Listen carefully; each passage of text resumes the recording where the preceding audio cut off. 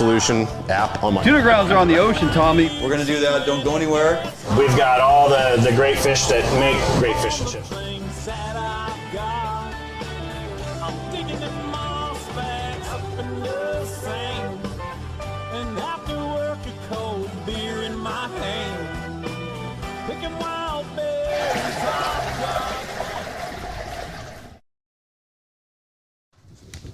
Hey, welcome to Fish Hunt Northwest. Waiting on Tommy Donlin here in studio. It's been a week already, buddy. I know, it's hard to believe. I mean, when you work as hard as we do and you fish as hard as we do, yeah. Time just flies, all right? of that. And I think that's the key right there. When you get out and fish for a couple days, time just disappears. I mean, it does. You know, we're back here in studio, all excited to join folks this evening and talk to everybody about our experiences throughout the week and our successes and failures. Though the failure box, check that, it's awful small because the success box was huge. That's for sure. The fish box was huge, and we'll get into all that later on. The action was good. Yeah, the action was great. Welcome to Fish Hunt Northwest. Glad everybody could join us this evening. A couple of housekeeping things here, Tommy. Got to make sure I turn my volume down and get the proper things up on the computer here so I can see folks checking in.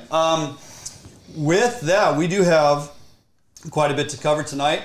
Going to cover some ocean fisheries both here in Washington State and Oregon. Got Kyle Buschelman jumping on later on.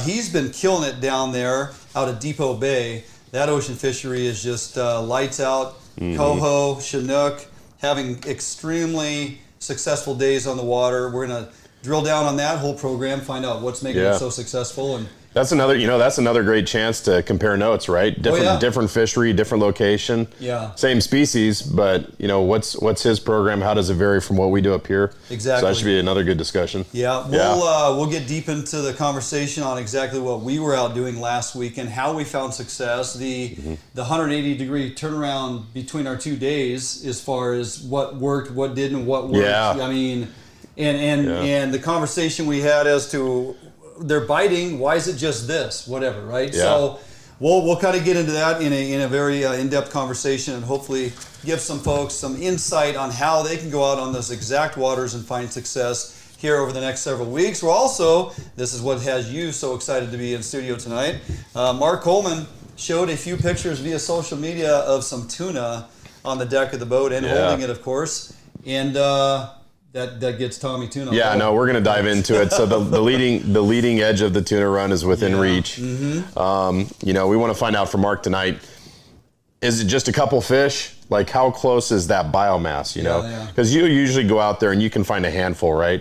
And, a couple weeks ago, there was a handful caught out of Garibaldi, right? Yep. A few down there. And then Mark went out, he got them. And then the next question is, okay, well, when are the charters really going to start running, right? When is this going to become a daily event? And, how far did he have to run to get them? What kind of ocean conditions and water conditions did he see? What was the water temp like? All of those good questions. We're going to cover all of that with Mark. Which really paves the way to let you know exactly all of that. How soon is it feasible for a recreational guy to jump in the boat and head for the tuna grounds, right? Yep. All that has to come into play. So we'll get into all that. Plus, we have a great video segment shot out on the water, Fish Hunt Northwest on the water last week. You can experience our actual Chinook opportunity and successes we had out there on the ocean. We'll show you what we were doing. Had a great time. Had Ty and 10-year-old Jackson with us. You want to talk about a kid that gets excited about fishing? Oh, man. And he's on it, too. Oh. He is a good rod man. He's running the downrigger. I mean, he's paying attention. He sees the bite. He's excited when his dad catches a fish. Oh, yeah. Right? Yeah, he's all in. It is fantastic to have young Jackson on board and see young men like that, 10 years old, so excited about fishing because that's the future. Oh, yeah. And so to see him smiling was well worth the time spent on the water. So lots to cover tonight. Before we get too far along, I want to remind everybody Fish Hunt Northwest is presented by Better Homes and Gardens Pacific Commons Real Estate, located in Puyallup, Washington. Joe Maxwell and team will get it done for you every single day. Look them up if you would like. Also, our good buddies out there at Defiance Marine, located in Bremerton, Washington. The manufacturers of the Defiance series of fiberglass boats, of course, the Arima and the Allied series, their repair shop and all the things they got going on the sales floor. Check out Defiance Marine for all your boating needs. Don't go anywhere else until you do, or else you'll be disappointed. And of course, Phoenix Protective Corp, www.phoenixprotectivecorp.com. Our good friends over there doing good things, providing security throughout the entire western side of the nation. Check out Phoenix Protective Corp. If you're looking for work, especially retired military or police, previous experience, give Phoenix Protective Corp a call before you go anywhere else. All right, Tommy, with that, what's hot, what's not, openings and closings. Lots of things going on this week. Things coming via email, last-minute phone calls. It's just fluid, man. It's just like things are, you got to keep track of this each and every week, and a lot of folks don't have time to go to the WDFW, ODFW, or Idaho Fish and Game websites to keep up on all this stuff. So we do our very best to try to keep up on it, bring it to you. So case in point, sockeye fishing in Washington State. It's like, oh, the sockeye fishing's going pretty well on the east side. We had Bill Herzog on last week, last Thursday's show, as a matter of fact. Yep. We talked about how good and successful the sockeye fishing is, the Chinook fishing on the Upper Columbia. Well, as it is, they've updated the run forecast, which they've brought it back down just a little bit.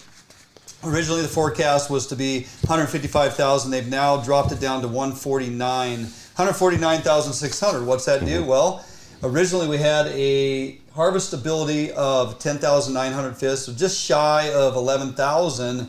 They've dropped that down to 7,500. Yep. And they anticipate recreational fleet and opportunity hitting 7,500 by Sunday. So your Upper Columbia River sockeye opportunity anywhere over there on the east side will shut down midnight Sunday evening. That will be done. That being said, there's another sockeye opportunity. There's a sockeye opportunity. And from what I've been told, it's a better one. Well, quality. Yeah, the quality is much better. I anticipate it being a short window. Yeah. There is 7,500 fish to go after or so. They have to have 1,500, I believe it is, to meet escapement needs or spawner escapement, recruitment, whatever you want to title that. Baker Lake, originally they had come out and said, oh, we're going to have a season. Then they go, oh, pump the brakes. Doesn't look like we're going to have enough fish in the fish trap. I believe last count was about 8,500 they've moved into the lake now. So last number I heard is we have about 7,500 fish to go after. That bodes well for recreational opportunity. That will open this July 17th. It's now stated to be open through August 31st. I don't think we're going to see that. Yeah, it sounds like not. But it sounds like, though, with the quality, you know, from what I was hearing, 8 to 10 pounds possible for these sockeye. I would say pretty sizable. Yeah, pretty solid average. Typically is a 5 to 6 pound sockeye out of there. Now keep in mind, comparatively, over at Brewster, you're getting 2 to 3 pound fish. Sometimes you pull a 4 pounder. You get to these Baker sockeye, and I'm telling you, I've done it before. That fishery, not only is it fun, not only is it beautiful, one of the most beautiful parts of our state up there, surrounded by God's country and all. It's just it can be a very productive fishery, and the fish are high quality. And yeah, we've had information that would say they are in average of range of 8 to 10 pounds. Yeah. That's a nice size sockeye. That's a really good size sockeye. That's a real nice size. And catch those on kokanee gear. Yeah, that reminds me of the Kenai River. You know, I fished that sockeye fishery up there, and those fish the average was about that size. Yeah, quality it's fish. a good fish. Very good table fare. So they have about 7,500 fish to go for. What's nice is if you have purchased your 2-rod endorsement, that is legal up there for that salmon fishery, sockeye and Baker Lake, you can utilize a 2-rod endorsement. So couple guys on the boat, you can deploy 4 rods, you're covering ground, covering your water columns. It enhances your opportunity to catch fish. The opportunity, again, open till August 31st. I'll be very curious if we can make it that far. Now, something that came up this afternoon, I got a phone call from Sean Kyer. Fishing for first responders. He wanted to throw this out there. They will be fishing the opener on Saturday. He wants everybody to know, and folks, you need to grab this content and spread it out there. If you are a firefighter like myself, a first responder of any level, could be EMT, Tommy, correctional officer, dispatcher, law enforcement, correctional officer, first responder qualified, working currently in the profession. He is opening up 3 seats for first responders to join him, Baker Lake, opening day. You'll meet him up there at Mount Vernon somewhere, or in that particular part of the country, and work out all the details. If you are a first responder and are interested in jumping on board with him, hit us up here tonight via Messenger. If I get a handful of folks messaging us here, or if you reach out to your friends that you know are first responders, and you get them that info, they hit us here on Messenger on Facebook. I will make contact with them, get them Sean's information, so then they can make that connection. Looking at a great opportunity to get up there on Baker Lake and go catch some sockeye. Absolutely. And he's just providing the ride and the boat and the gear and everything. Just jump on in, go have a great time. It's his way of giving back. He runs the Facebook. It's a multiple site group, fishing for first responders. It's all different groups within various states. So there's more than one Facebook page because it's state specific. Yeah. So fishing for number 4 first responders. Message us up. You want to go catch some sockeye in Baker Lake? He's willing to take you on out just to say thank you, because that is what he does. Great guy. I had him on the show here last year, running a really good program. So with that, periodically we do continue to get. Oh, Bill, watching once again from Japan. Are you still? Yeah, he's spending a lot of time in Japan, Bill. Is he still quarantined? I mean, what? Literally was a couple months ago, he was like, "Yeah, we're here. I'm quarantined, so we're watching from Japan." Fantastic. Yeah. Hey, Tommy, folks still continue to ask, because WDFW had made it known they were going to get together this summer for webinars referencing the Steelhead debacle. Hot topic. Yep. Yeah, hot topic. Yeah. You keep folks off the water, it becomes a hot button. Yep, absolutely. Last year, that's what happened. If we recall what happened with our Steelhead season, the major cutbacks in no fishing from a floating device, certain areas were closed off, artificial presentation only, single barbless hook, the whole deal. All those rules that they implemented once the season was up and going. Yeah. Okay? Created a lot of hostile environment, lots of meetings, lots of interest, lots of conversation for us. The long and short of it is WDFW said they would be forthcoming with more information as the year progresses prior to getting into season.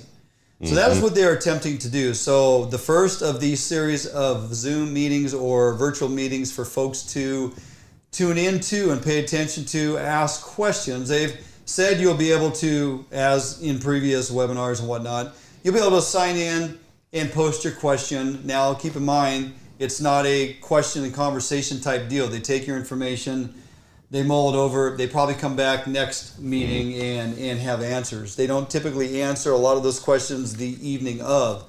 So here you go, Wednesday, July 28th, 6 to 8 p.m., okay, is a webinar. We're going to post all the information on our Facebook page, so don't get too deep in the weeds on it here. Just letting you know that the Steelhead conversation continues. WDFW is attempting to put it out there for interaction via communities and persons who are interested in having a say. They want to get it out there to various groups and organizations, and of course, just the weekend layperson who loves to fish steelhead.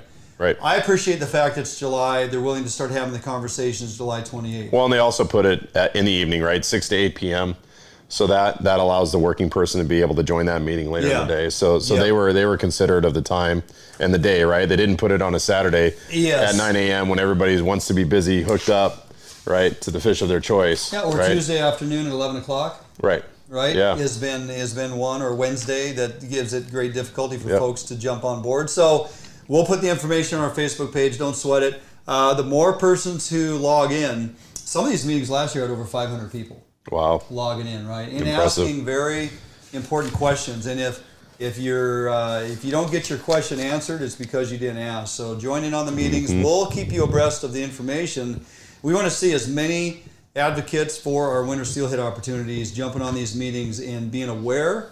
Awareness is huge to understand the direction these things are going, the decisions that will be made by the commission, the co-managers, WDFW, and how they're going to set the season for 2021-22 as we roll into winter on steelhead. Yeah, it's only July. We're actually fishing for summer on steelhead in some of our rivers.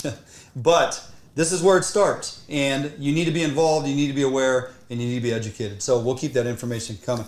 Tommy, we got some additional ocean areas. Kind of a couple last minute items that just came across the desk. What do you got? Area 5, and this is really hot. It's not even off the press. This is kind of like a sneak peek right here. Yeah, sure was. Unfortunately, I wish I had better news, but Area 5, okay, Sekiu, closes Sunday at the end of the day to Chinook fishing. It's over.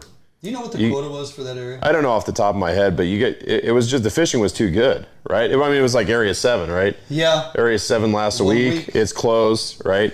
You know, Sekiu, pretty much almost the same thing. 2 weeks, 2.5 weeks in, and it's over, right? The fishing was really good. So, unfortunately, we're going to have a closure there at the end of Sunday, okay?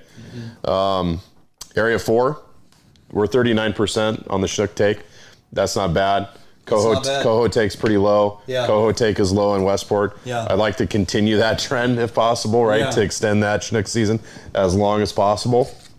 You know, and as we get into the evening, and we're going to have, you know, a special view into what we experienced this last weekend with the Chinook fishing. It is on fire. Oh my gosh. Right? So, I mean, even if, you know, we're all running out of Sekiu, right? Because Neah Bay is closed, La Push is closed.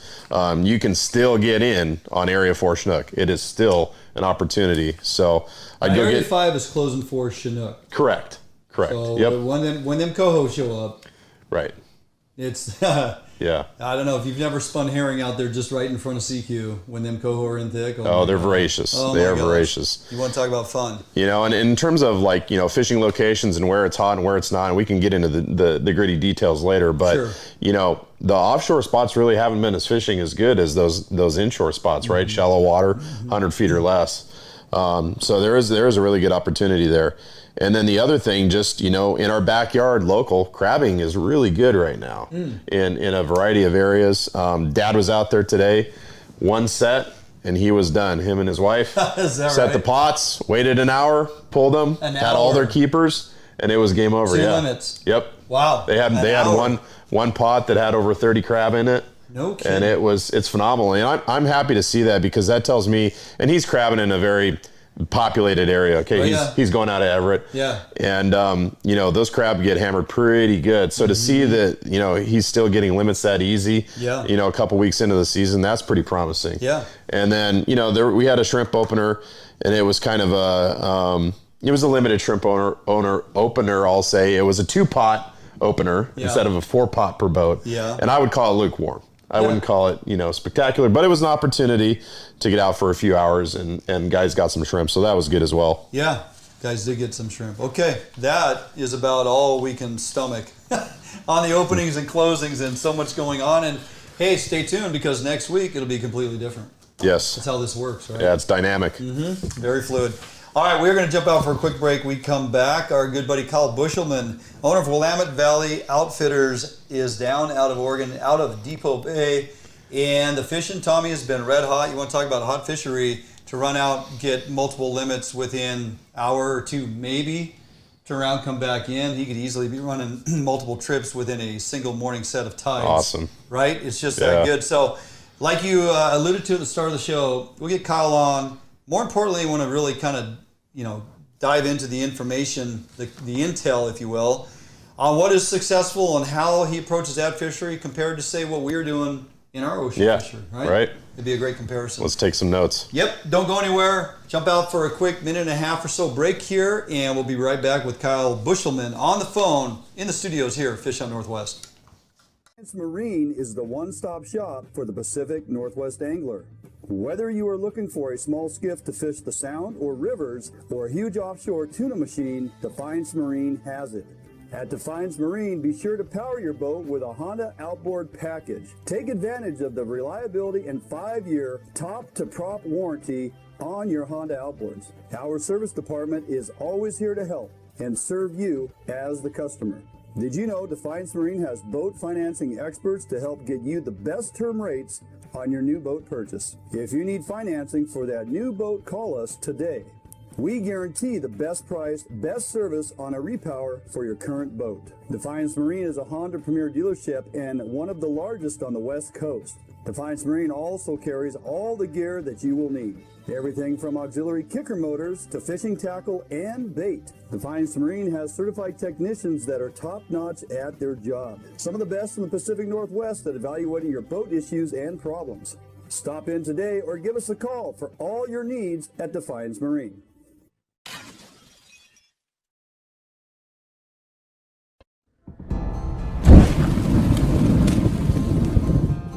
Today, the need for quality private security services is at an all-time high. Contract Security Service provides day-to-day peace of mind as they protect people and property. Here at Phoenix, we provide service for multiple state and federal contracts with services ranging from uniform, patrol, alarm monitoring, canine detection, executive protection, as well as investigative work. Phoenix client management models are built on understanding our clients' security needs and responding with a tailored program that is best fit for them. Phoenix provides excellent customer service through well-trained, highly motivated security professionals. Recruiting highly qualified officers is the first step in building a strong team. Currently, we are comprised of 70% prior law enforcement and military veterans.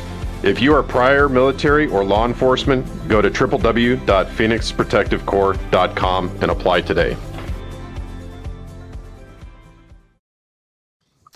Hey, welcome back, Fish Out Northwest. Dwayne England, Tommy Donlan here in studio, as we are each and every Thursday evening. Kyle Buschelman, no stranger to the show. Actually, Tommy, the first year, I believe the first show, actually, Kyle was my first in-studio guest. Oh, really? Backing up 2 years from now. Yeah, so Kyle, thanks for taking time tonight again, buddy, once again. So how you doing? Doing pretty good. Fishing's great. It's good to see that I think they might have got the prediction correct on this one. Oh. Well, that's good. You know, it is. Well, the one thing is we're seeing a lot of hatchery fish too. Usually you got to catch like 20 for every keeper, and it's not to jinx it, but it's about 60-40 for me, at least on the hatcheries. It's been about 50-50 at the worst. So that's pretty good, you know, for every couple fish you're finding your keepers. Yeah. Yeah, so. Absolutely. We'll get into that discussion later on in the show too, with what Tommy and I experienced in the part of the ocean we were fishing. High marked hatchery percentage for sure. So let's talk a little bit about the area you were fishing out of Depoe Bay. What's that look like? You know, what can folks expect when you leave? Is it actually the open ocean? Are you in a bay or harbor? Kind of explain exactly where it is you're fishing.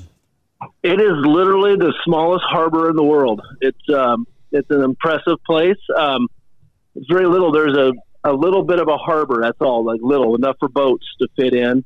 And then you go out under the bridge and you're in the ocean. There is no river. It's very special. And why I like it is because you don't deal with the ebb currents like you do on a river. So you get out a lot of days.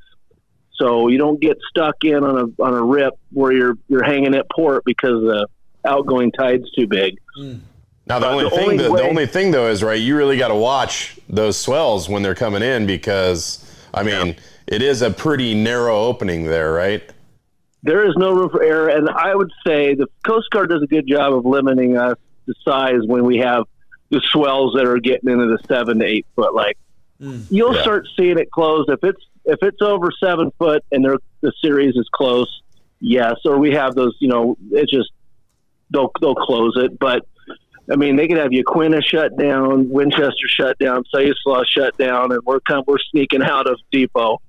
So, and once you get out, the ocean's fine. You just can't get out of those other areas because you're dealing with, the river current and the ocean too. At the jaws. So it's kind of but you have to be on your game. It's no joke returning to port. It's one boat entry at a time, so we have to communicate with the Coast Guard coming in. Okay, so walk us through this. So you shoot the A gap like a linebacker coming in hot. Shoot the A gap. Okay. You get through, and then how far are you running? I mean, you're in the ocean, right? So is it just kind of like you're going straight out? It's about a 20-yard deal. I mean, it's not. Wow. It's 30 yards max. Wow. When you go under a bridge, you're in the ocean, and it's about the width of. I don't know. It's about 30 feet across. Yep. Yep. I mean, it's little. I think I think some photos to see. I was going to say, you can run that far. Yeah. Yeah. So what's the program like? Are you hitting, kind of talk us through, what depth of water are you fishing? And then, is it a downrigger show? Do you use lead, diver? How does that program work? Well, I run lead. And I like the way lead feels, and works on, for trolling. But I got rid of the dropper out there because 360s taught us that we don't need droppers. Well, I still use triangle flashers, and I use bait out in the ocean for these fish because I just like using bait. I think my hook to land ratios are a bit better that way. There's a lot of guys using the 360s out there with HOODIES and doing fine, but I seem to have a very good hook to land ratio with a red label herring, triangle flasher, and then running a 12 or 10 ounce lead up right on the slider. So that's been kind of my standard go, 2 3/0 hooks. And then for depth, we're finding these coho up in the column pretty high, 15 on the line counters, 25s, 22s I'm running a lot of, and we're getting a lot of Chinook at that number too. Huh. It seems like I don't have to go much deeper than that when we're fishing. And then in terms of where we're at, I'm looking for water temperature. It seems like if we can get 49, 50 to 51, that's ideal. We haven't had it the last couple of days. It's been 46 to maybe 49, and you're literally trolling around and finding pockets. You'll see a 49 section, then it'll be 47 right, 30 feet away from it, which has been really weird. So the fish have been spread out the last couple days, but they're just following the bait. So it's we're covering a little bit of ground. But today I was out 6 miles almost. I was fishing 320-foot line. Oh. And then back, and then we were fishing the 200-foot line, and we were hitting fish at the 230 line today. And when we found 48.5 degree water, that's when I started cooking up. Is it always bait, or when you find some of that warmer water, do you switch to spinners or any other type of presentation? Well, when it gets the ocean there doesn't seem to warm up too much. I mean, and I just leave the bait on during my ocean season. Yeah. As we get to Astoria here in August, I'll be switching over and stuff. It seemed like that worked really well last year. But the ocean, I just use bait. I like the way, I don't like a lot of drag in the ocean. There's swells you're dealing with. You're reading that thump in your rod. It's easy when you're running a nice flat river. Mm-hmm. With minimal stuff. But in the ocean where you're dealing with swells and all that, I mean, I know how to fish them, but a triangle flasher is no drag. And with the coho, the way they hit a bait, they don't chew like a Chinook. They hammer a bait. Mm-hmm. And it just seems like I have, with the bait, they do hold on a little bit longer, and maybe our hook land ratios are better. I don't know. We've done pretty well. We're not farming off a bunch of fish. So you're not hanging out with Dwayne too much then, is what you're saying. Yeah. I mean, he was farming all sorts of crops last week. Corn, was it really? Corn, soybeans, a little bit of everything. Yeah. That's all kinds of stuff. Hey, Kyle, let's for those that might be new to that idea of running lead in the ocean, let's really break it down for them. Size of rod, reel, poundage of braid, and if you're running top shot, or just the A to Z's on your rigging and what that looks like, size of hooks, the whole deal. Yeah, I run 10.5-foot rods, and they're 15 to 40s. So we can handle the bigger lead when we start getting to, buoy 10. If I'm fishing Chinook, there's a few holes out there that we're fishing close in, and we'll be fishing the bottom of about 30, 40 foot of water in the ocean, right at the mouth of a couple rivers we got there. And it's pretty good at certain times. So I like to be able to just add lead. When I'm fishing suspended and I'm out deep, I run directly to the slider. I don't use a dropper. The lead just allows me to spread my baits out good. I don't have to rely on a 45. It seems like when you're using a diver of some sort, your angle is very important to how deep you are. It's very important. And I think to make sure you're fishing correctly, that diver's got to be at that angle with your line out. Lead, it can be kind of not as important. And I know my stuff's down there working really well, at least with the triangle flasher. I like the hook to land ratios better with lead because there's a slider on there we're not waiting for a diver to break free on a bite.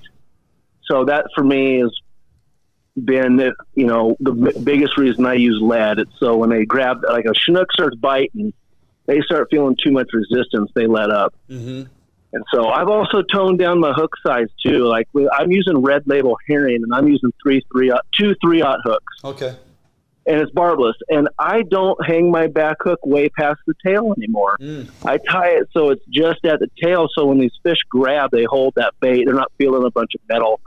I personally went away from 3 hooks. Can't do it in the ocean anyway, but the 2 hook setup just seems to be ideal for me. And I try to use the smallest hook that I can for the bait. So if I'm using green labels, I use a 4 and a 3. Red labels, I'm using a 3 and a 3. And when we're using orange labels this last spring, and a lot of guys are using orange labels right now because that's what's available, I was using a 3 and a 2. Yeah. And it just seems like the fish were just holding on, and I like hook to land ratios. If I start losing lots of fish, I start getting sweaty and all, I don't really care for it. Yeah. I start losing my mind too. Makes for a long day. Yeah, absolutely. So you doing anything to your bait? You fishing fresh herring, or you brining up with Potsky's fire brine? And if so, I brine it all. Yeah, you brine it all? I do the natural fire brine, and I just do that because I want them to last. These smaller baits, aren't, even when they're starved good, they're still thinner and they can blow out under pressure. So I'm a little secret. I do two bottles of fire brine, one in each little Tupperware deal. I add 2 drops of the blue fire dye. It kind of makes the scales pop. And then I put my bait, 2 trays in each one. One gets a little anise. I just always fish an anise bait. Yeah. The cool thing is I don't change that brine for like a week. I get it for a pretty good deal, Dwayne, as you know, but I still don't just waste it. I still don't waste it. Yeah. No. You can reuse that brine for over a week and just add your baits to it. Keep adding baits as you need, and it starts turning into another. But scale water, then I change it. Yeah. But I just leave it in my boat every night. I add another couple trays to it, and it seems to be working good. It's a very simple deal. And if I feel like they're a little soft, small handful of ice cream salt, I just throw in there, and it seems to really tighten them up just what you need. Yeah. And it's pretty simple. I mean, it's the ocean, and Coho will bite anything. But we do have a lot of Chinook out there biting, too. The other day, we landed 5 nice kings, and those were like 12 on the line counter out there in 200 foot of water. So that's crazy. Oh wow, they're up high in the water column. How about that, wow. Tommy? Well, they'll be where the bait's at. Good point. So you're not marking bait on the bottom there? I mean, there are 200 foot. I have my range set up to where the areas I'll be fishing. Yeah. Because it's just, I'm not looking down at the 200 foot line down there because I don't use downriggers. That's the other thing. We're running straight. Yep. With the Coho fishery, most of our fish are up high. Today I noticed we were struggling to find fish, but we found a ton of birds. Those little duck things that dive. We caught a couple of those too, but I was watching them on my fish finder. They were diving down to 80 feet to get bait. Wow. And so the fish were just down lower today. So we dropped the rods down to 55 and 75 on the counters, and that's when we hooked up. Just because I noticed we weren't seeing them up at the surface today at all. But the temperature changed a lot. I mean, these fish are moving a lot with the bait, and last week we had that ideal water. This week, 46 is cold. 47 is cold. It seems like that bite's a little tougher to get. So we're roaming around looking for it. So what's your lead to get down that deep? 20, 24? Well, I'm using when I'm fishing for right now, where I'm trying to get down 20 some feet. I'm fishing 12s and 14s in the bow, 12 ounces in the middle, and 10s in the back. And if it's really we got more of a wind and a stronger current, I'll fish it like buoy 10, 20s up front, 16s and 14s. Yeah. But the way the Coho bite's been, they've been so high in the column, I'm using lighter lead. It's just a little bit easier to manage for people, and a little easier on the rods too. Yeah. So when you run that rod configuration and you've got the bow rods, the midship rods, and the aft rods, have you noticed a trend as to which rods get bit more often than not? The bow rods outfish every rod. The bow rods. That's not the only place that I've heard that. I heard that's common theme. Yeah.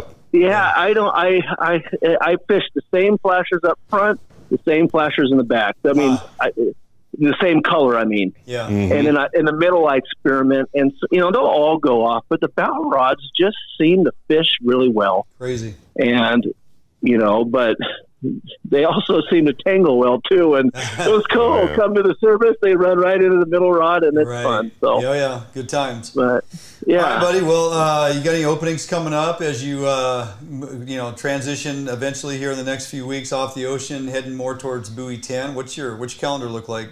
Well, I'm actually, good thing you asked. I have the last week of July fairly open. Okay. Because I always leave it open. We don't know what we're doing. So the last week's open, and then after that, I'm going to buoy 10, and I only got 3 days left for that. So. Yeah. Not surprising. Which is good. So it's going to be good. As long as they let us keep fishing, it'll be good. So. Yeah. Hey, I got to ask one last question.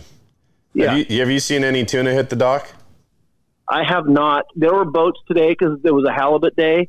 There was quite a few boats heading out for halibut and one guy talking tuna, but I haven't heard of anything. And usually people are gibbering pretty good about it. Right. Okay. Good data point.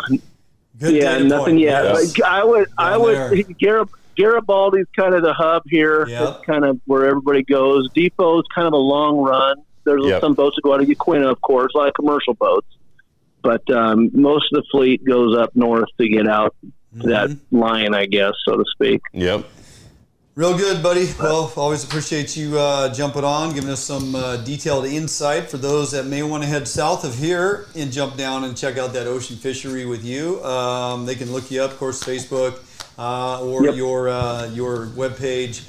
Kyle, always a pleasure, and I will see you very soon, if not before. Yeah, we'll see you in August for sure. Yeah, absolutely, 100%. All right, perfect, man. Appreciate it. Kyle Buschelman, Willamette Valley Outfitters. Yep, you have a great night. You too. Yeah, all right. That's wicked, man. Fishing lead out in 200 to 300 feet of water and catching those Chinook in the upper water column. I mean, that's a dream. 12 pulls. That's pretty awesome. Yeah, definitely coming up chasing that bait. I mean, and boy, I could do that all day long. I was going to say, sign me up. I'll do that. Heck yeah. So, if you're not familiar with Kyle, he runs a fantastic program down there. A lot of his fisheries, and he's one that we frequent with. We've been friends a long time. We'll jump down, fish, winter steelhead with him on those coastal rivers. He really has his thumb on it down there. So if you have interest in going down, checking out some of those fisheries, to even at some point take your own boat down, he does not care. He's always going to get his fish. He loves to teach people how to fish, show you what that program's all about. Look him up. He's definitely full of information, willing to share. Willamette Valley Outfitters, Kyle Buschelman, also one of our Podski Pro staffers, and an all-around really, really good guy. Okay, Tommy, we ran a little bit long with Kyle, as we usually do. We'll jump out for a quick break. We'll be back about a minute and a half or so here. We are going to recap, we'll leave Sekiu off the front edge of this conversation because it's going closed. We'll just focus on Neah Bay. Yeah. We'll just focus on Neah Bay. That's what we focused on anyway. That's what we focused on anyway. Yeah. That's where our efforts were, and we were rewarded handsomely. We're going to tell you exactly how we did it, get you the finite details so you too can go out there in the next several weeks and find success on those ocean Chinook. Don't go anywhere. Be back in a minute or two right here, Fish on Northwest. Coho, an outdoor emporium, is the largest local outfitter in the Northwest since 1975, providing thousands of people affordable outdoor gear. This summer, make your next outdoor adventure more affordable by shopping at our warehouse-style pricing. We are a local Scotty dealer, offering sales, service, and repair. Located in Fife and Seattle, come visit us today. The outdoors await you.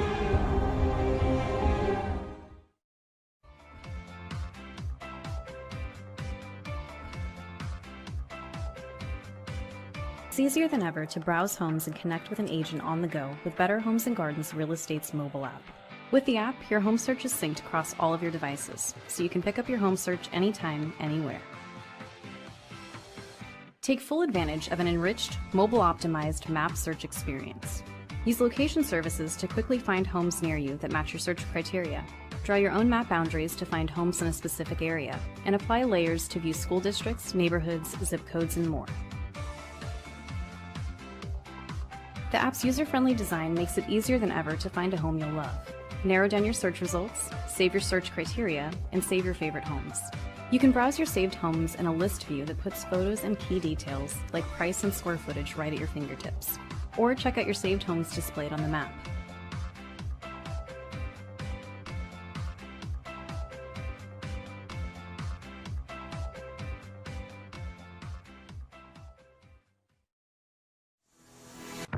Yep, for sure.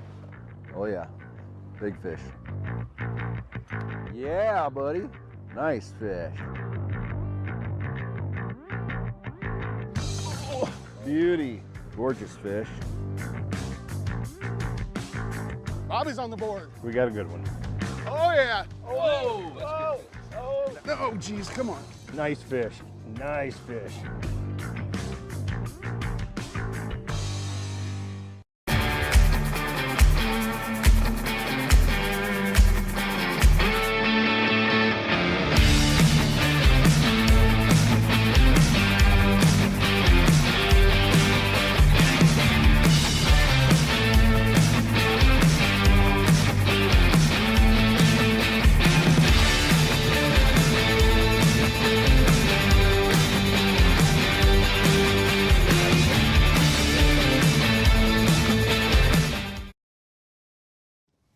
Hey, welcome back, Fishtown Northwest. Wayne England, Tommy Donlin here in studio. Tommy, Fisheries, what you need to know, presented by Better Homes and Gardens Pacific Commons. This is one that we took full advantage of thanks to your intel and years of knowledge and experience. So I basically came out there with a plan, jumping on the boat, brought the beard. Yeah. He ran cameras, of course, as he does so well, but also was able to land a few fish along the way. Yeah. Let's talk about the start of this. You and Ty and Jackson were out there a day before us. We were. Yep. You got to go out there and get on the water the day before, and when I talked to you, you're like, well, you basically said, you know, it was good. We got into fish. It was pretty darn good, but Well, it's not like that every day, right? Yeah, So- well, you know, what concerned me is that, and this is not bragging or anything, it's just fact of the matter.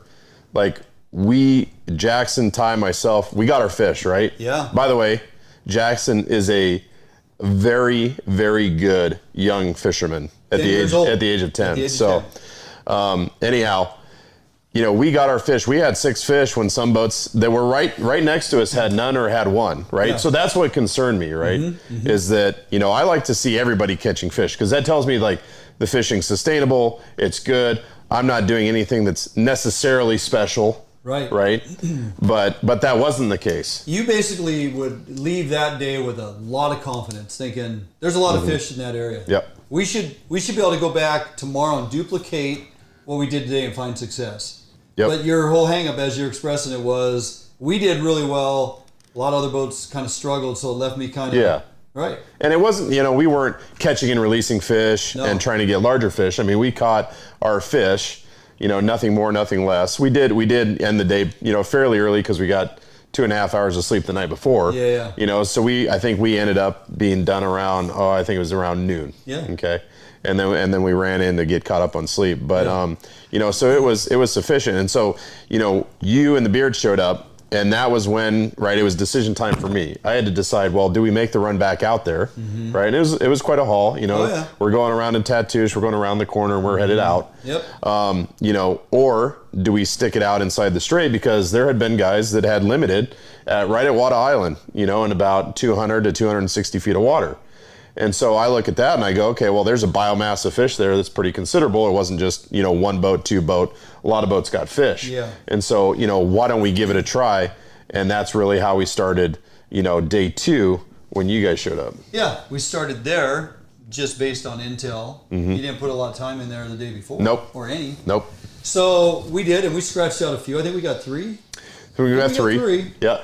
A little bit on the, you know, they were on the smaller side. And we were getting our butts kicked by the ebb current. You know, that ebb current was moving, and the swell wasn't really that large, but it was enough to kind of make it bumpy, right? Trolling with it. And it was the kind of thing where the current's moving so fast that you're only going to troll with it. You're not going to back troll against it, right? And because you're just not going to get anywhere. Yeah. So we would make a troll down, right? And then we'd pick up, we'd run back up to the top, and then we'd do another 4-mile troll. Yep. And we were trolling from about, you know, Seal and Sail Rock, again, 250 feet of water, past Wada until we were just off Kotla Point, kind of getting into the garbage dump area. That's where we would end our troll. And we would get, you know, I think we were getting about a fish a pass, right? And we were getting a lot of sublegals. Yep, we were getting a lot of small fish. Right? Yep. A lot of shakers, actually. And finally, you were like, you know what? Yeah. You'd be surprised, but it might even be nicer water if we run outside. Right. And we found it was nicer water when we ran outside. Yep.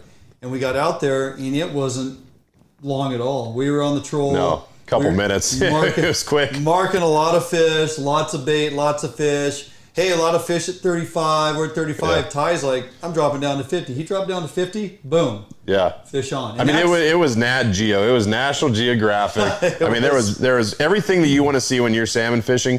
There's birds on the water. Yeah. There's fish on the Raymarine sonar, right? You're marking bait. You're seeing bait on the surface. Like, you know it's going to happen. It's just like, okay, well, what time is this really going to go off? Right. And I mean, a couple minutes into the troll, we were on. Yeah. It was about 10 a.m. Yep. You know, or give or take. And what was interesting is what worked the day before for you in presentation. Yeah. Was the first thing and the consistent thing that was also working throughout that morning for us. Yep. So, and we talk about that, and you guys will see this in a little bit later on here in the show as we jump to the video. But you and I talk about that in the morning before we leave the dock. What was working the day before? Yep. And in comparison, the size of presentation, the color patterns of presentation, the type of spoon. You know, why wasn't the Coho Killer working versus some other options? And it was a particular size and color and two-face presentation that really got it done for you on day one with you and Ty and Jackson.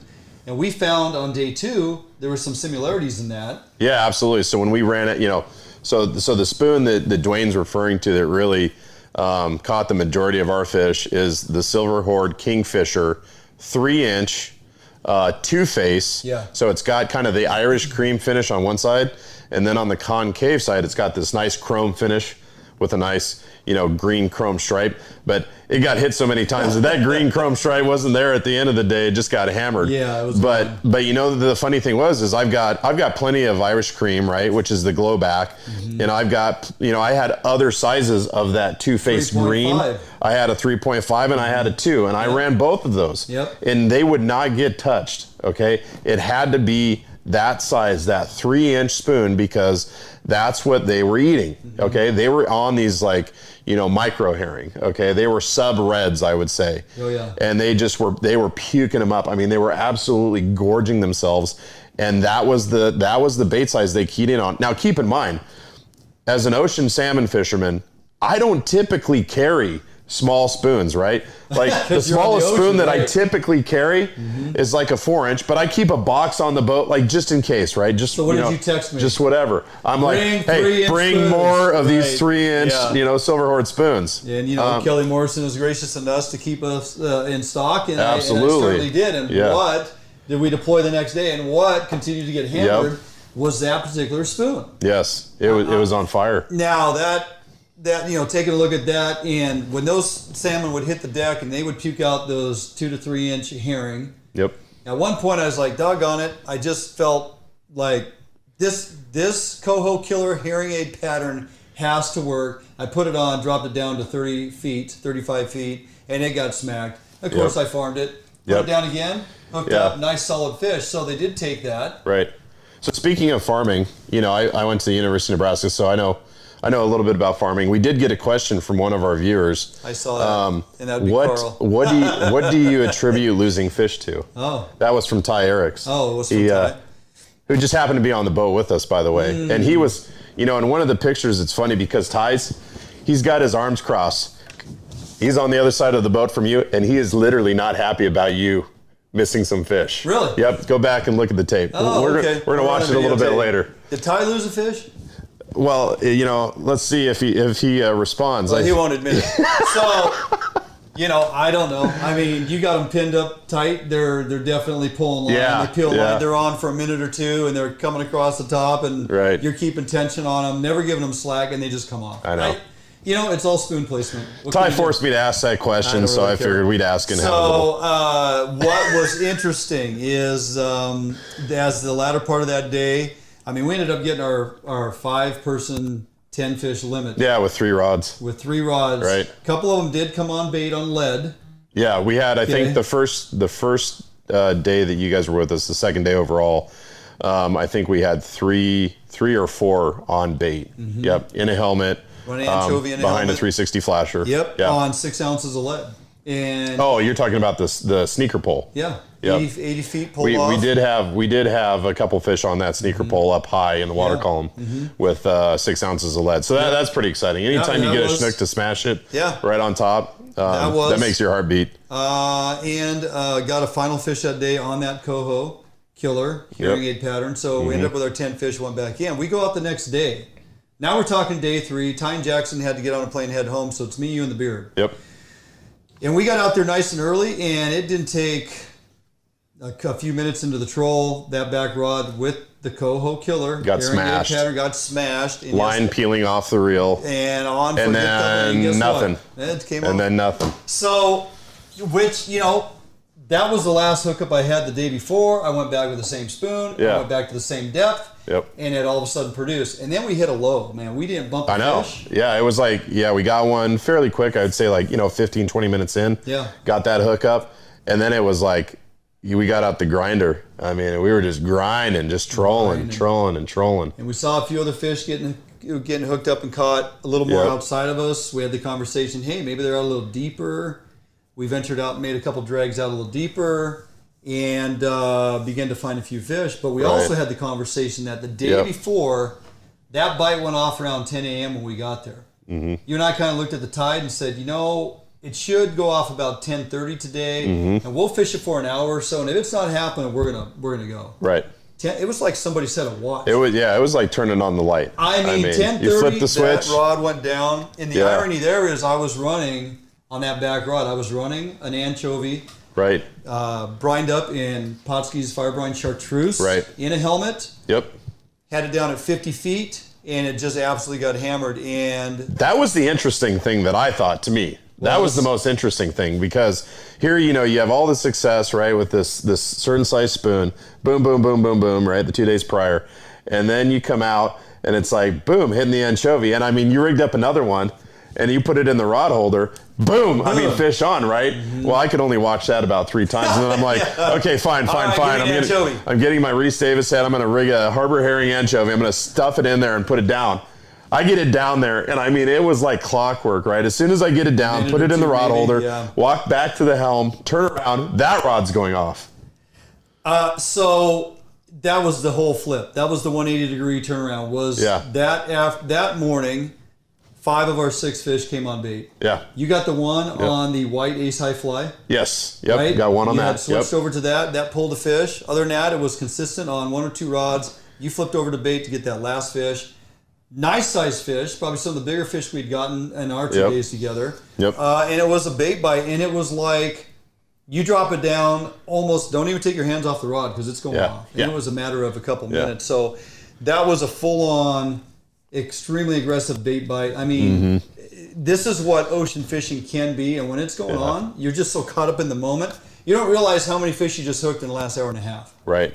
And we're not talking tuna, we're talking salmon fishing, right? Yep. And it was fantastic. But why day 1, they only wanted a certain size of spoon? Why day 2, we replicated that effort with a majority of similar same, found a few things that did work in that Coho killer size.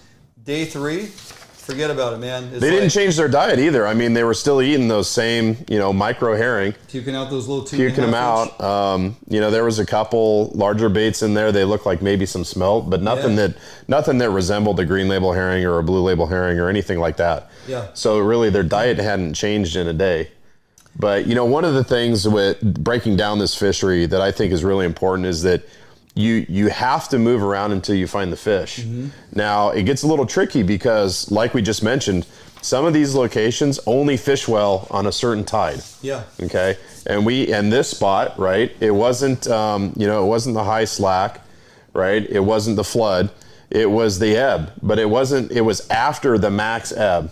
So that max ebb kind of had to finish and start coming down. And then when it started coming down and the water kind of smoothed out a little bit, that's when all the magic happened, right? Yeah. And we fished that through the low slack. Yeah, that's a good point. Yep. Because like the morning of your day 3, our day 2, we got out there, it was a little bumpy. It was the rollers were pretty good size. Yep. We were running laterally to them, and we were getting tossed up and down pretty good, and it was not fishing all that good. And only after a few hours, we got into that morning. We had set our mind on a time frame. We're going to give it this. We're going to go for this, and it just all came together. Yeah. Now, can you go out there and duplicate that? We left a hot fishing bite. Left a hot bite. It went on for another 2 to 3 hours. Yeah. Now, so the other thing is, I had an inkling that it was still going to be good because I was marking fish on the sonar. Yeah. And I was still marking bait on the sonar. Yeah. So even though the tide hadn't come together yet, you could see the life underneath the surface. that last day, there wasn't necessarily a bird presence up on top until the tide got right. Yeah. So, you know, you really have to, I mean, it's just really important. You know, we've got some pretty high grade electronics with the Ray Marine Axiom Pros. You can see everything, right? It's almost like cheating. But if you're in that area and you're seeing these fish on the sonar, you know it's going to go off. You're just sitting there waiting for the right time to come, and then you go, oh yeah, it's game time. It's hammer time. Boom. So the nice thing is we're only 39% of the quota in that particular area we're fishing, right? We got a couple more weeks, probably should easily get another couple weeks of fishing out there. And it can be good, man. Find the bait, find the fish. Game on. Get after it. So quality fish. Oh, speaking of, we were talking with Kyle Buschelman a little earlier in the show. He talked about his hatchery mark rate.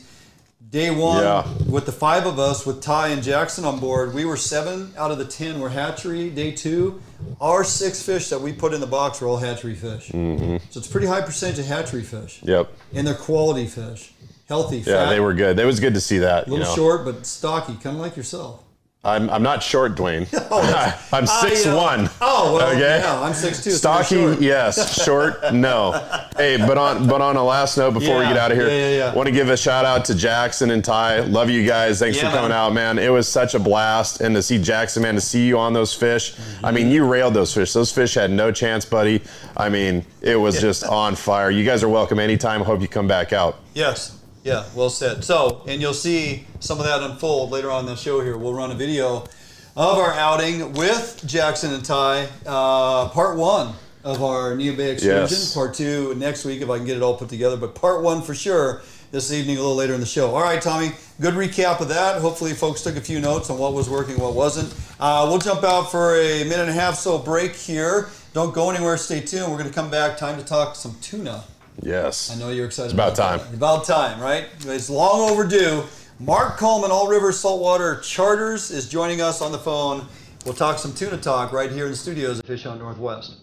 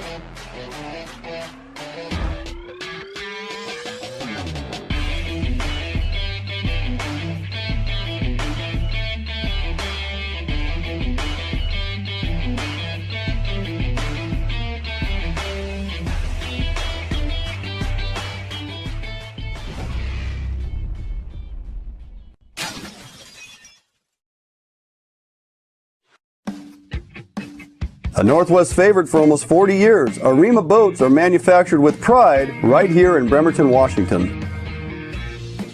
Arima Boats offers all of our boats with Honda outboard packages so that you can take full advantage of the reliability and 5-year top-to-prop warranty from your Honda outboard.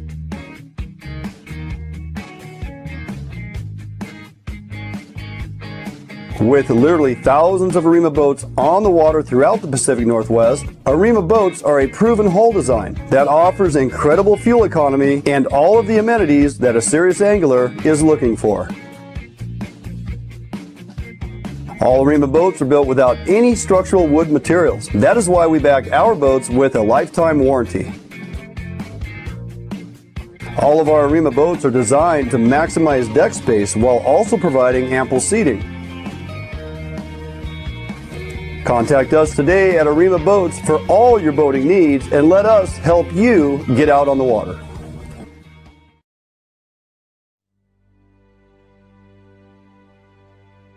End of Watch Ride to Remember is a group from the state of Washington traveling across the country to honor fallen officers from 2019.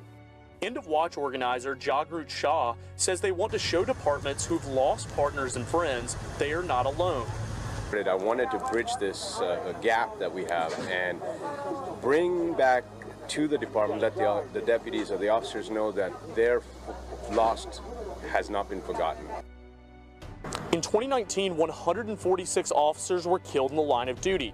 An End of Watch Ride to Remember is on a mission to pay their respects to each of them.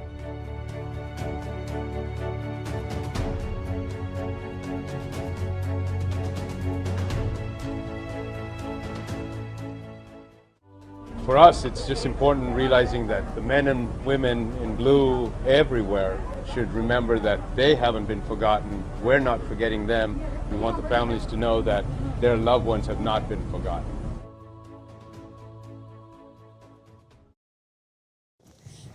Hey, welcome back in studio. Fish Out Northwest, Wayne England, Tommy Donlan. Tommy, you just are smiling from ear to ear. Yes, sir. Because we have tuna on the docket. Did I tell you, though, Mark just hung up, so we're not talking tuna. Oh, he just hung up? Yeah. Did he really? Yeah, so we're not going to be able to talk Oh, I'm here. Oh, he's here. Yeah, Mark, I know you're here. Oh, wait. I was trying to get Tommy to pout a little bit. Oh, man, I almost reached over and slapped Dwayne for a second there. Yeah, you did. All right. What do you mean he's not here? From you. Mark Coleman, All River Saltwater Charters, and Tommy is back smiling with us once again. Yeah. How you doing, Mark? Hey, good guys. Thanks for having me on again. Absolutely. So let's talk a little bit about, you made an early run out. You posted up some photos. They got Tommy so excited. He says, we have to have Mark Coleman on. It is early, and it's time to start talking tuna. So that is why you are on board with us this evening. What's the skinny, man? What did you do to go out and find them so early?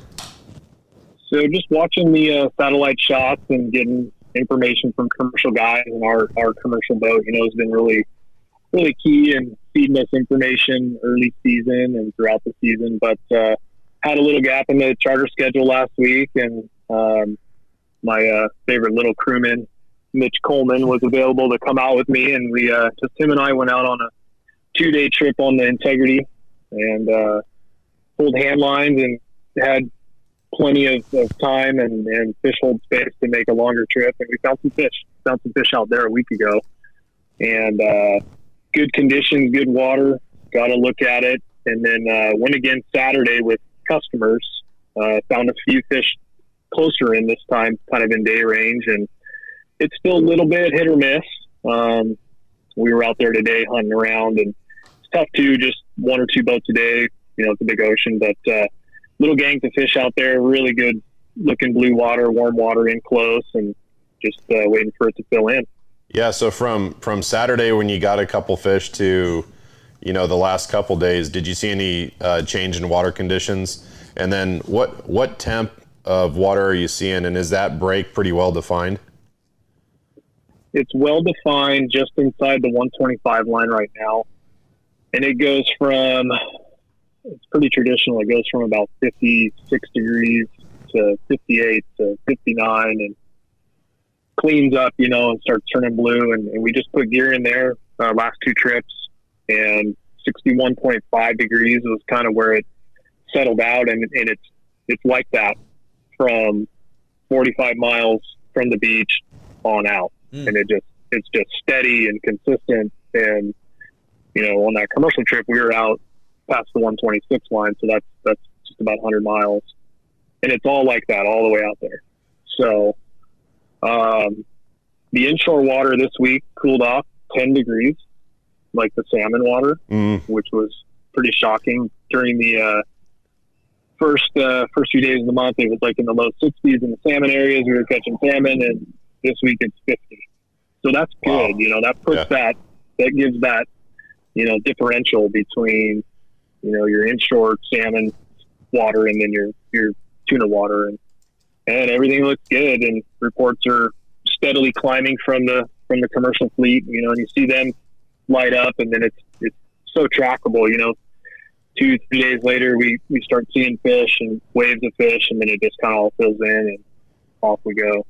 Yeah, you bring up a good point, Mark. When I think of some of our tougher years for tuna fishing, when the consistency wasn't necessarily there, those were some of the times where we had really warm water up on the beach, and you didn't really have a defined break. You'd have a little temp break here, a little temp break there, but you never really had that hard edge for those fish to stack up against.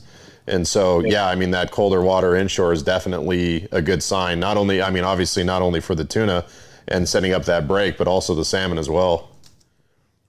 Yeah, absolutely. We're not afraid of that. When we see cooler temps, even shoreside here, you know, we see temps in the 50s, and you know that's what this part of this fishery is all about. It's not about 65-degree water and, you know, oddball pelagics and bluefin and marlin.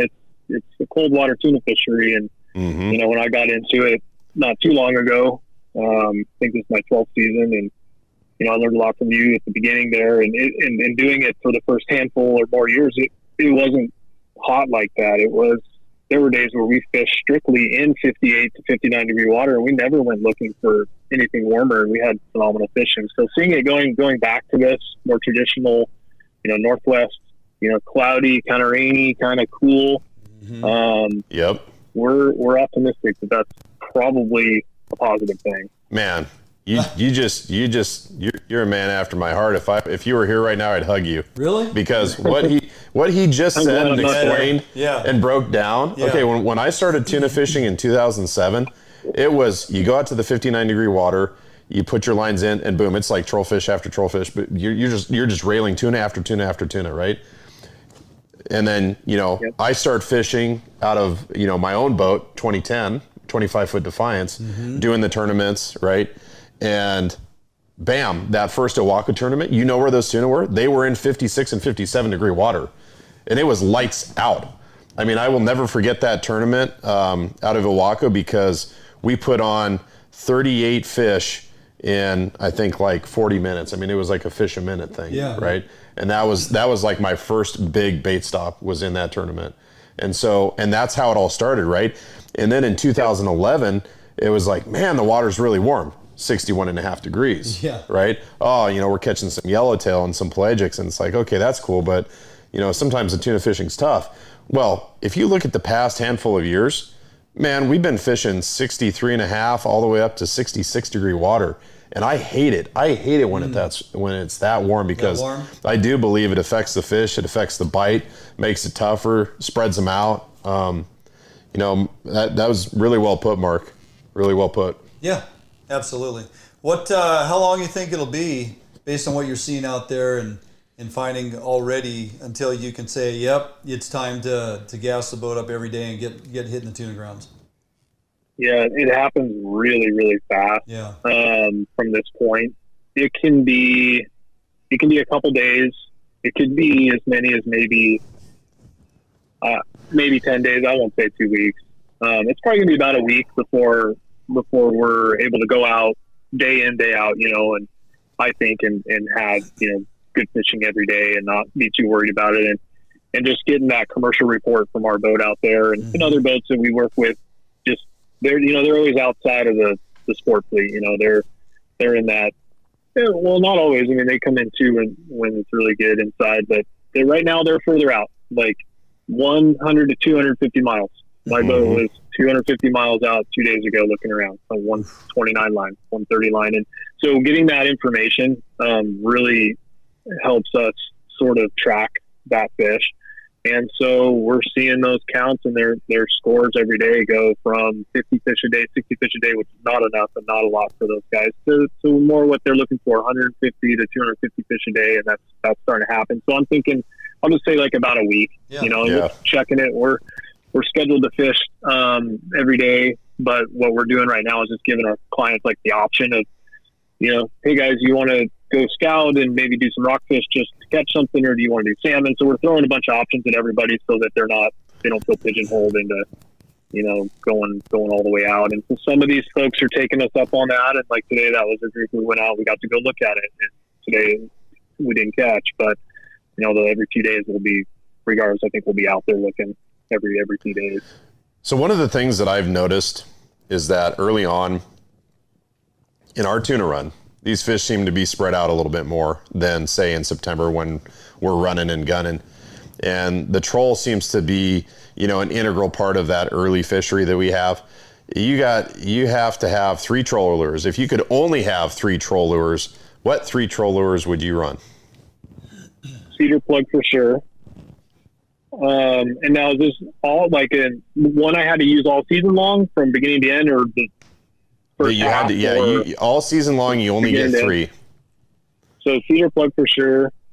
Does like a big hammer swim bait count as a troll lure, or are we doing all traditional, 5-knot style lures? It's whatever you want it to be. So I'd go with that. I'd go with the feeder plug, the sand deal, the Savage Gear sand deal, and the 185 grams if you control that fast. And then the third one, I'm going to do a salmon hoochie with an egg weight in its head. Oh. A salmon hoochie with an egg weight. Yeah, but don't let that get out. All right, we'll edit that part out of the show after we're done being live. I like it. I'm gonna scribble that out. I wrote that down, but I'm gonna remove that. You have to remove that from the record. Awesome, man. That reminds me of Costa Rica. When we were jigging up those small yellowfin and using of all things a 30-06 casing. Oh, really? Yeah. Yep. Pop the primer out, turn it backwards. Right, you pull it from the base, and it creates quite a little commotion. It's like a little plug. Yeah, interesting. Real good. Yeah. All right, real good. Mark, got any openings on any of the boats, say the next week or two, if folks want to dip their toe in the tuna pond and/or flip a coin and go for salmon or rockfish, depending on what the ocean's given up? I think we do. Just some scattered, onesie, twosies. Best thing to do, probably jump on the website, send an email to the boss, which, as you guys know, and many know, that's not me. Right. That would be Mary. Yes. But just jump on the website, allwashingtonfishing.com, and we got a schedule on there and phone number and email and all that. Perfect. All right, allwashingtonfishing.com. And Mark Coleman, always a pleasure, buddy. Appreciate Absolutely. you taking time. Thank you, guys. Look forward to seeing you, brother. Have a good night. Thanks. Yeah, bye-bye. Good night. Yeah, Mark is so dedicated to this tuna fishery that he bought a commercial boat just so he would always know where the tuna are. That's a true statement. I mean, that's not completely true, but it sounds good, and I'm sure that was part of it. Well, he figured he'd go on the commercial boat, he'll know right where they're at, and when they get to a certain point, he started sending his fleet out after them, along with the commercial fishery that continues to earn income for him as well. Well, and he figured, one 29-foot Defiance Guadalupe wasn't enough. He had to have 4. Yeah. Right? And then the Integrity. Have you seen his new boat? The 29-footers are the small boats of the fleet. They are now. Okay. They are now. The 42-foot Integrity. Yeah, that Integrity is phenomenal. It's the biggest recreational charter boat in Westport. But he and Mary and Mitch and Ian and the rest of the crew at All Rivers, they put a lot of work into that boat. Putting together that 42-footer Integrity, that was not a small task. No. A lot of teamwork there, but that is a phenomenal vessel. It's got the gyro. And Mark will be running that, again this summer for tuna. Oh, yeah. So if you're looking for a deluxe tuna trip, that is the one to go on. Hands down. You're not going to find anything more comfortable and rewarding. It's unbelievable. You got to see it for yourself. Do yourself a favor, get all Rivers and Charters and get out there on the water with them. They're going to get you onto the fish. There's no doubt about it. So, okay, Tommy, I think it's probably time to jump out for a quick break. We come back, kind of the Bait Lab presentation, but not so much. Going to run a video that we put together of our outing out of, I wanted to say Sekiu, but truly Neah Bay out there in the ocean. Our Chinook opportunity this last weekend, as it were. We talked about it earlier in the show. Now you get to see Jackson in action, right? Action Jackson. Getting some Chinook on the deck. It was a lot of fun. And we're going to show you some of the ways we got it done. Tommy, you do some great insightful tidbits of information in this video. That's why we put it out there. So don't go anywhere. Stick through the break. We'll be back in a couple minutes here for that video right here, Fish on Northwest.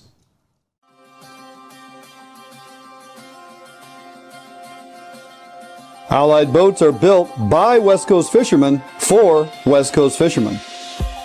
Deep V 21-degree dead rise at the transom guarantees a smooth ride no matter the conditions. Allied offers all of our boats with Honda outboard packages so that you can take full advantage of the reliability and 5-year top-to-prop warranty from your Honda outboard. Allied boats range from 19 to 32 foot in length, so no matter what type of heavy gauge boat you are looking for, we have it for you. All of our Corsair 21-foot and larger designs come standard with reverse chine that is welded inside and out with no extrusions below the waterline, so that you will never have to worry about corrosion problems down the road. Get out on the water today in a boat that you can trust and enjoy with Allied Boats. Contact us at Allied Boats today to learn much more about our incredible fishing machines. New days, new beginnings, new friends, new loves, new dreams, new goals, new scenery, new job. No matter what the next chapter holds, Better Homes and Gardens Real Estate will be there to help you find the new that's right for your lifestyle at any stage of your life. Better Homes and Gardens Real Estate. Expect better.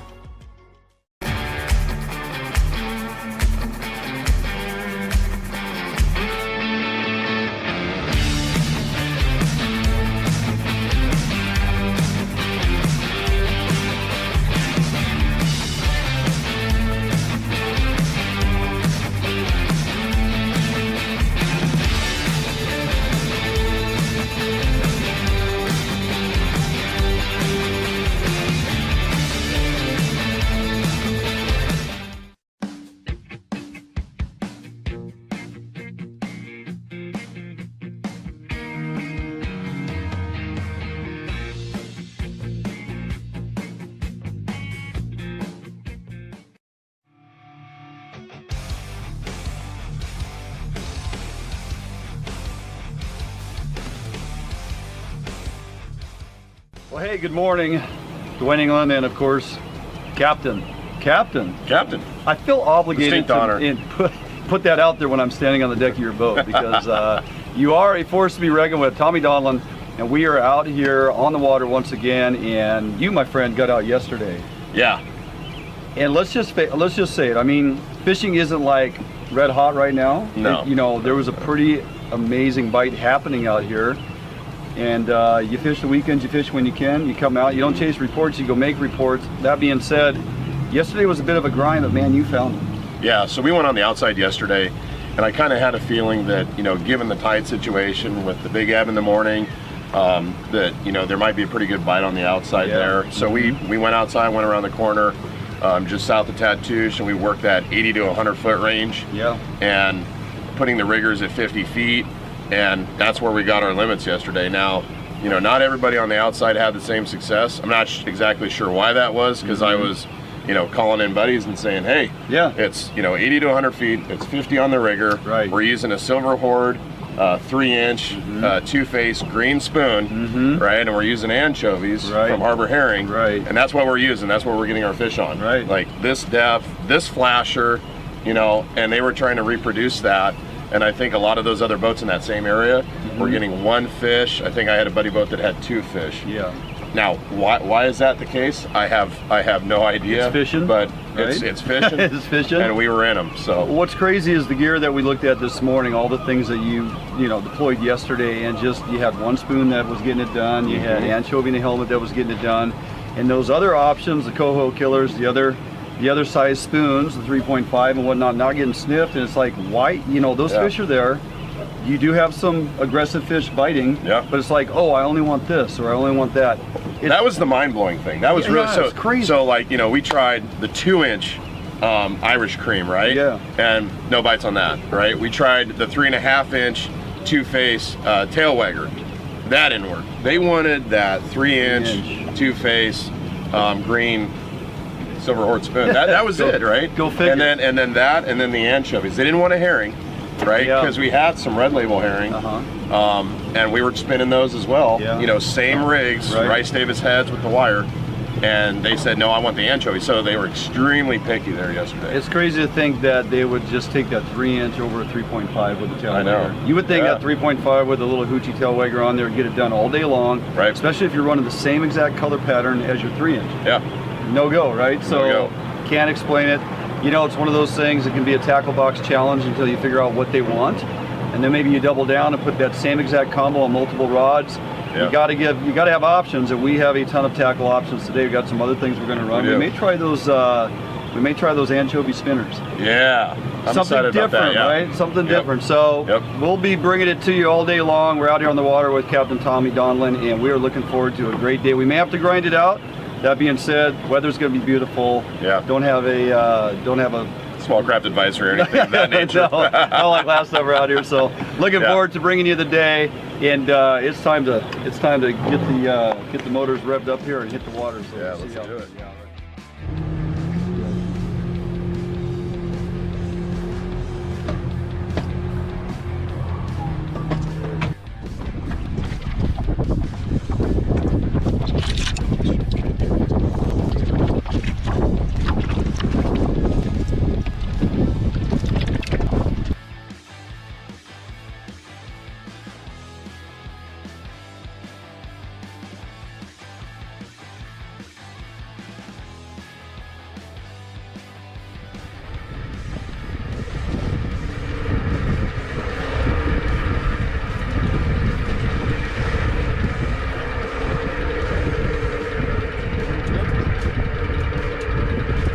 What do you got? How's it going? It's a Chinook. Look out for the boat, right?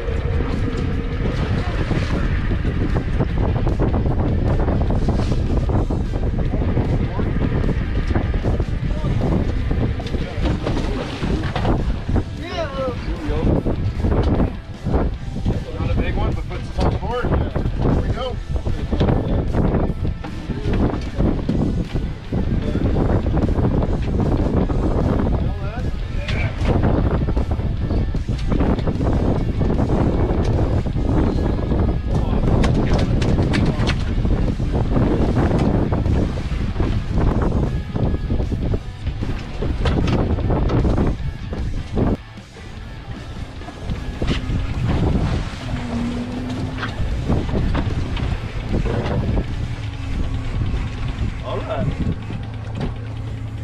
Depoe.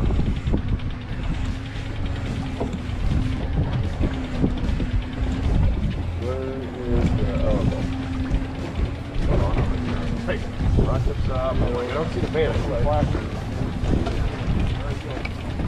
Over here. Here you go, Tom. Yeah, a little shaker. Bring it around. Oh, he's off.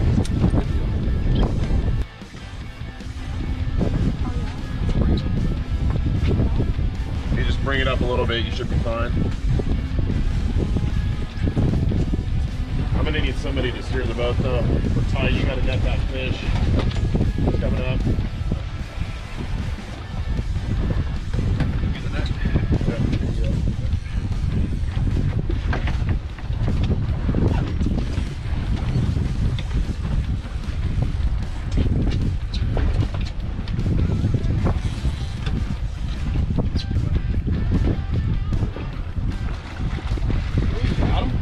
Nice work, boys. Number 2 on the boat. For just. Steer around that back rod, but we're going over there.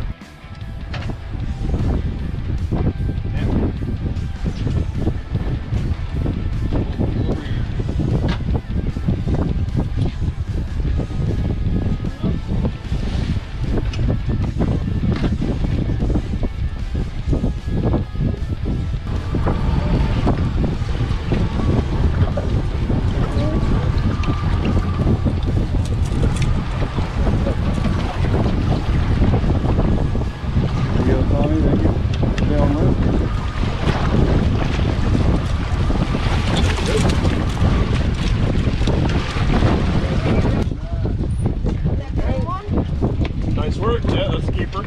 Yeah, keeper. Emphasize that first.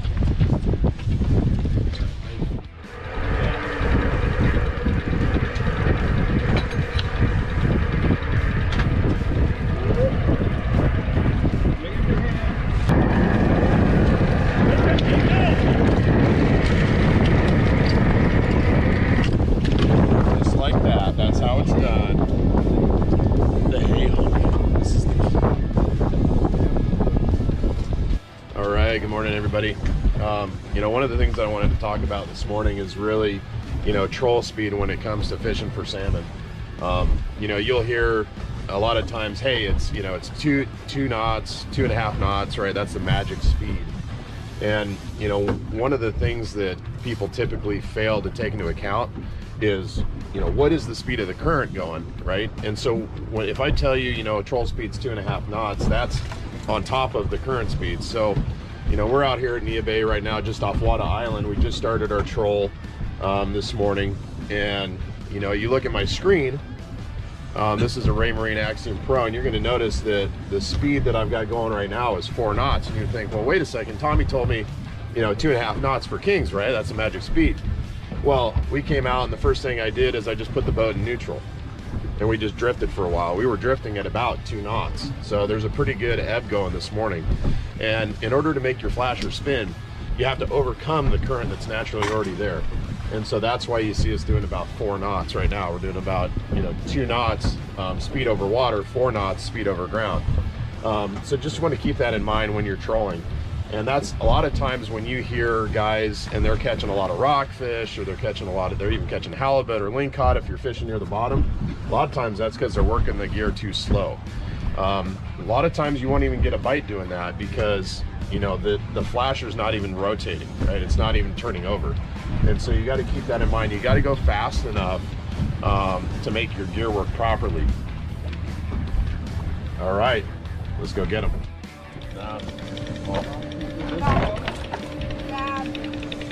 Here, I'll put them.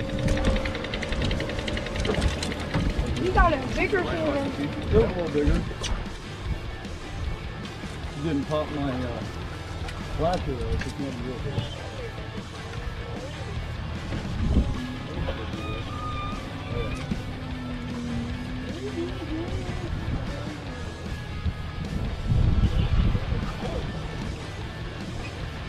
Yeah, I saw it. Not a keeper. Little guy. Not a keeper. So we came over here, you're away from these dudes. I'll get it, George. Let go of that.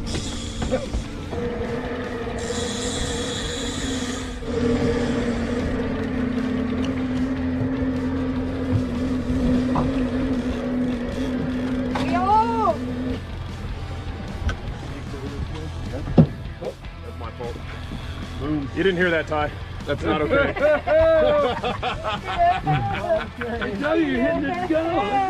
Ty's the master lead banger on my boat.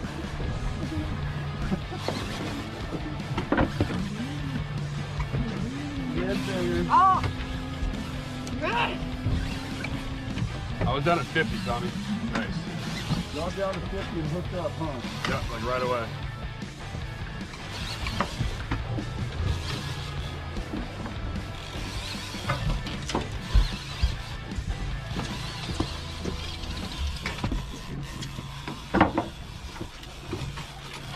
Yeah, let's go. Yes. 50 feet of water, seeing massive marks on the screen.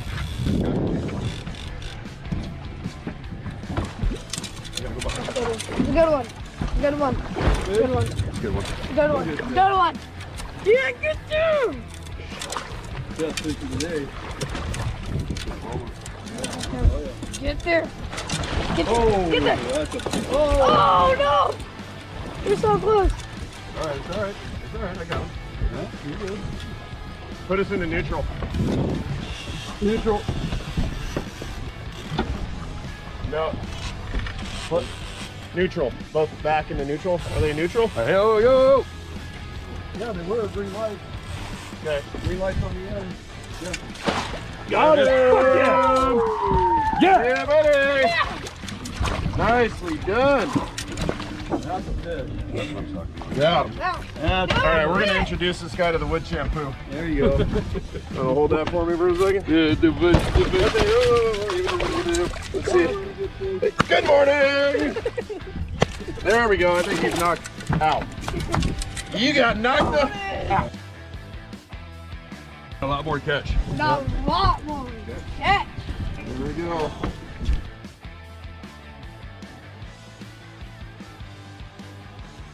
Nice work.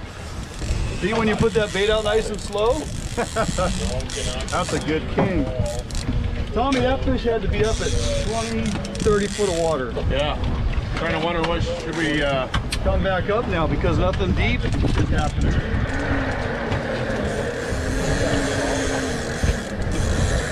That fish is mad.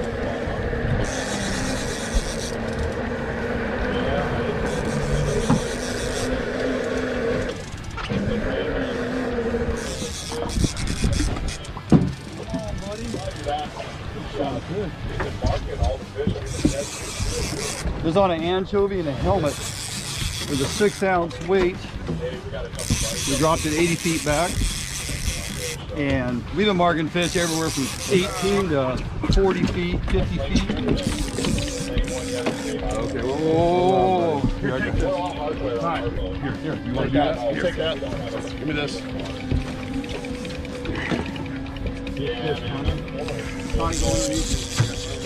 Take it to the other side. Take it off the downrigger. Oh, buddy. Don't lose this one. No.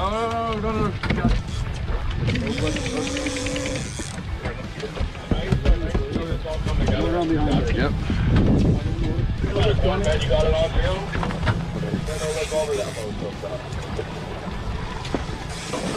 Wait. There you go. Oh, buddy. Oh, that fish was at 20 feet. Oh, yeah? Maybe 30. I just rigged that bait and put it just down. set it out. Jackson just set it out. Nice work, Jackson. Man. Look at that freaking Jax. Way to go, buddy. Yeah. Hell yeah. Oh, that's a thick fish. That's a little tank. Jackson's like, Tommy, don't hit me. Tommy, don't hit me. He's like, yes, yes, yes, yes. Nice work, buddy.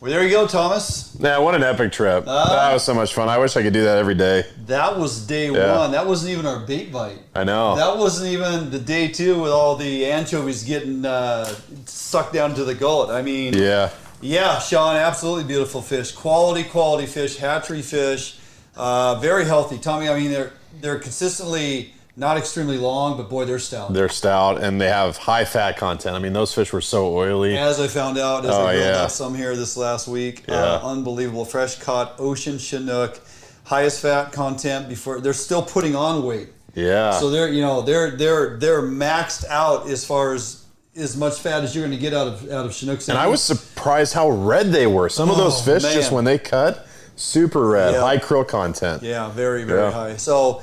Just a really good time. Ocean fisheries can be extremely fun. Lots of fish. You know, typically you think multiple fish on a given day, you get into them like Puget Sound or something. But man, I'm telling you, the ocean fisheries as of late, including Westport and other areas, have been performing amazingly well. Day in and day out. Day in and day out. So would love to make another run back out there. Don't know if it's on the calendar. Don't know if it's tough to fit all this in. But if you have opportunity, and we talked about it at the beginning of the show, that particular area is only into 39% of the quota. More fish are coming, and there is plenty of opportunity. So, headed there now. Perfect, says Brandon. So, yes, thank you, Jason. Nice work. Beautiful fish, Sean. Yeah, it was a great day. Part 2 of that trip, Tommy, we're gonna roll out next week. I got to finish the edit on that. Again, some very impressive Chinook salmon, and just an epic couple days we had out there. Love to share it with folks. So. With that, all right, we will jump out with a quick and final break, couple minutes here, and don't go anywhere. We'll come back, close out the show right here at Fish on Northwest.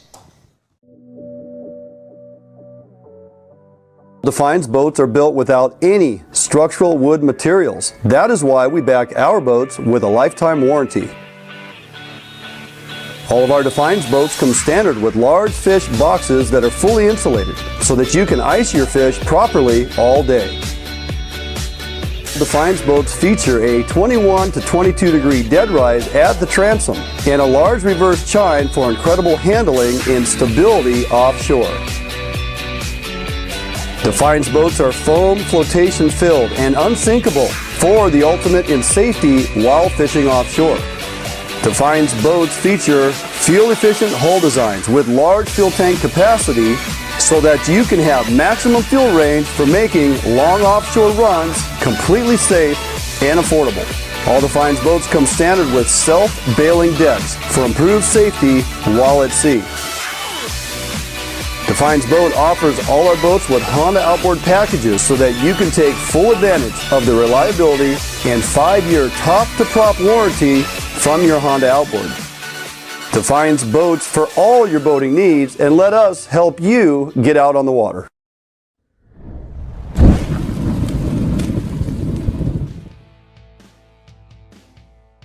Today, the need for quality private security services is at an all-time high.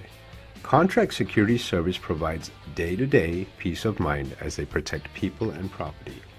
Phoenix Protective Corporation strives for excellence. Above all, Phoenix security officers are managed by leaders trained to inspire and encourage greatness. Here at Phoenix, we provide service for multiple state and federal contracts, with service ranging from uniform, patrol, alarm monitoring, canine detection, executive protection, as well as investigative work.